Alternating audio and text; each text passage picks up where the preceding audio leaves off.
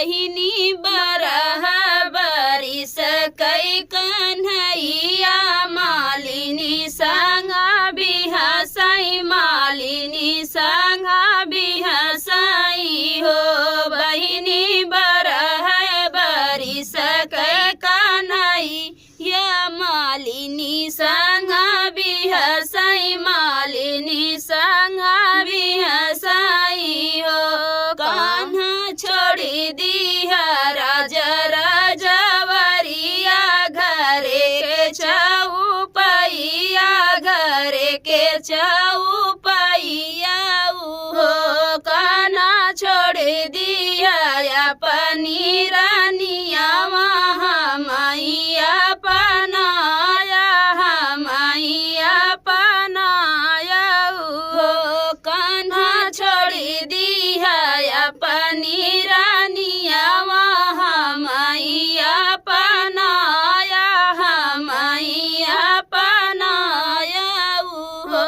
मालिनी छोड़ी दे राजा राजवरिया घरे के चौपैया घरे के चौपैया हो। मालिनी छोड़ी दे अपनी रानिया तो हाई लैके रहबै तो हाई लैके रहबै हो। मालिनी छोड़ी दे अपनी रानिया तो हाई लैके रहबै तो हाई लैके रहबै हो। कान्हा के करे दुआरे ढोल बाजै कहाँ रे उठे सोहर कहाँ रे उठे सोहर हो। कान्हा के करे जनम नंदलाल के करे बंश जागई के करे बंश जागई हो। कान्हा के करे जनम नंदलाल के करे बंश जागई के करे बंश जागई हो। माई के रगिया माई के रगिया बचिन्हल बहिनी ढोल बाजै बहिनी ढोल बाजै हो।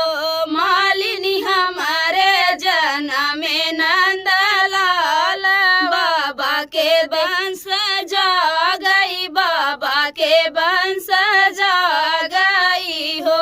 मालिनी हमारे जनम नंदलाल बाबा के वंश जागई बाबा के वंश जागई हो।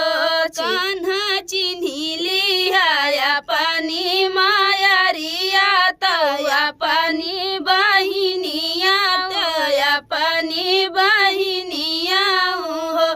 कान्हा चिन्ही लिया अपनी रानिया वहाँ मई बेधर्म किया हमें बेधर्म किया हो। मालिनी तू तो याहू पाते कई पतरिया जूठारी फेंकी दे बाई जूठारी फेंकी दे बाई हो। मालिनी कंचन थाल हमारी रानिया जनम जुग बेल सब जनम जुग बेल सब हो। मालिनी कंचन थाल हमारी रानिया जनम जुग बेल सब जनम जुग बेल सब हो। तो फ्रेंड गीत कैसा लगा कमेंट बॉक्स में बताना और दीदी के चैनल को ज़्यादा से ज़्यादा सपोर्ट करो। उर्मिला मौर्य।